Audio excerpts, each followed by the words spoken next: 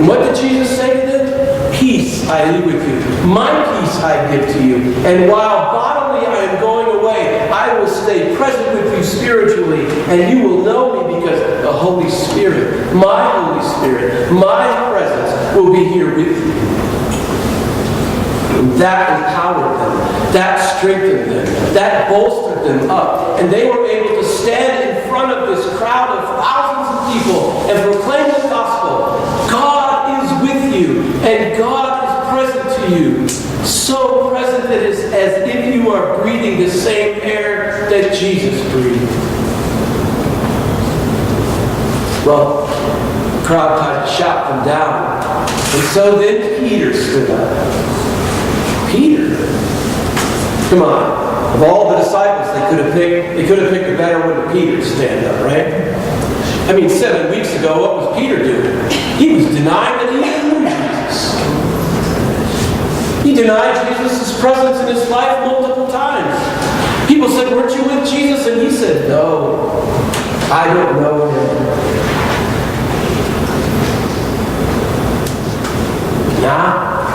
Now he stands up to quiet the crowd.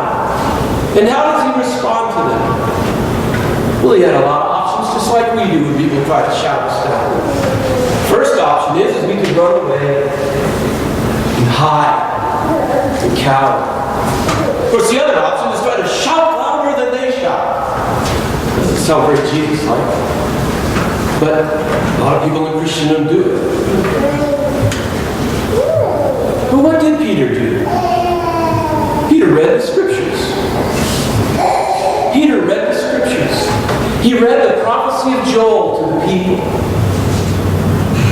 And what was the prophecy? The prophecy is that young men and women will prophesy. That the young will see the vision of the future. And the old will dream dreams that will stir you into a deeper place than you've ever been before. And the prophecy will be so powerful that the slaves will be liberated. Whatever enslaves you will be set free, and you will prophesy the presence of God in your life. And it will shake us at our core. And the criticism of the heat of the sun will be blackened out. And the weakness of the light of the moon will be poured over with the sacramental blood. And the mist of the clouds rise into the sky and fill our lungs with the air of the Holy Spirit. That stirred the souls of thousands of people. And they joined these 120 people that very day and said, we want that. We want to be one with this God. We want to have such an intimate experience that the same that Jesus had, that we can call God Dad. And that we will be able to prophesy a new gospel. That clearly young women and young men will prophesy. And clearly the young will see the vision of the future. The old will dream the dreams that will stir our souls. The heat of the sun blackened out from the criticism in our souls. And the weak light of the moon will be poured over with the blood. Oh, it will be a new day. It will be a new age. It will change and shape and form our lives in such a way that we could never imagine. The church, born, gathered together, empowered to preach a new gospel into the people. It stirs our lives. It should stir our souls, yet even in this postmodern, post-Christian kind of world. Because we do not have to do it ourselves. We do not have to do it alone, because the Holy Spirit came into the community of the disciples. Into the community of the 120. And they stood together, and they prayed together, and they spoke the gospel together. They broke the bread together, and they preached together. Singularly, Peter was weak. Singularly, the disciples ran and hid behind the closed doors. Singularly, none of those people could have preached that day at Pentecost, but as a community, they were empowered by the Holy Spirit. And that's what strengthens us. When I hear these words that I should be able to do works greater than Jesus, I say, not me. I can't do that. I can't believe that. Not me. But it's not about me, it's about us. It's about us that are empowered by the power of the Holy Spirit. Our collective weaknesses, our collective weak lights gather together and are poured over with the bread of the body and the wine of the blood.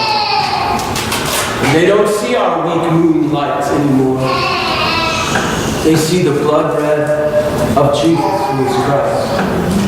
And we will be empowered to preach a new gospel.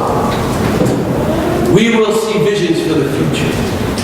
Those of us who are old will dream dreams that will inspire the young.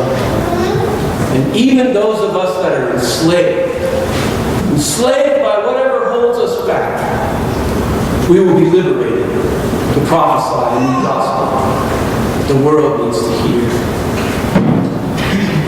That will bring criticism. You preach the gospel like that, and they're going to yell you down. They're going to say you're drunk at 9 in the morning.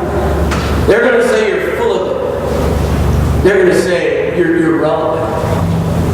That the church is dead and died, and God is dead with it. They will bring the heat of the sun. But we believe in Jesus, who blocks it out. Blocks out the criticism of the heat of the sun and liberates us as slaves to proclaim the new gospel.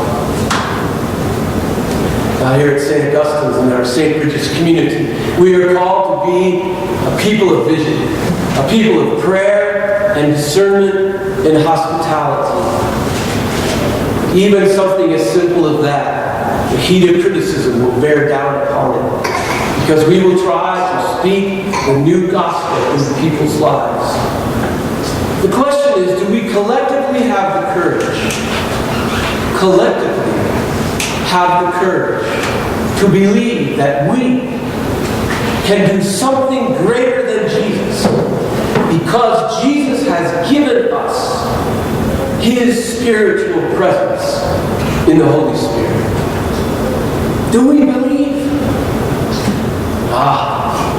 We do indeed. We do indeed. Amen.